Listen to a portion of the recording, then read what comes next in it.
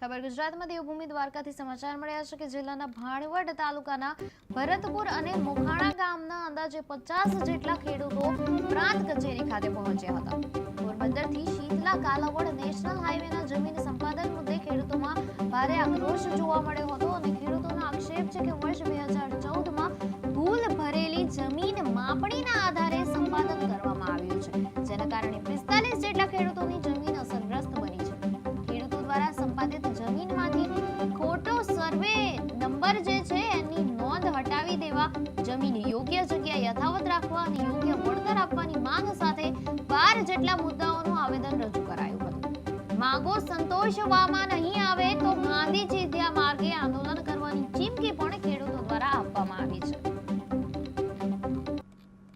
ભરતપુર ગામ મોખાણા ગામના ખેડૂતો મળી આજ રોજ પ્રાંત કચેરીએ આવેદનપત્ર દેવા માટે આવેલ છે કે જે નેશનલ હાઈવે 151 પોરબંદર ચીતલા કાલાવડ જે જઈ રહ્યો છે તેમાં જમીન સંપાદન બાબતે જે નોંધ પાડવામાં આવેલ છે જે ખરેખર નોંધ ખોટી પાડેલ છે અને 2014ની જે માપણી કરેલ છે તે મુજબ ઉલટ જમીનના સર્વે નંબર હોવાથી જે જમીન સંપાદન થાય તો એમાં કજિયાનો મૂળ ઊભું થાય એવી સ્થિતિ છે। તો આ સ્થિતિ ના થાય તે બાબતે અમે રજૂઆત કરવા માટે આવેલ છે।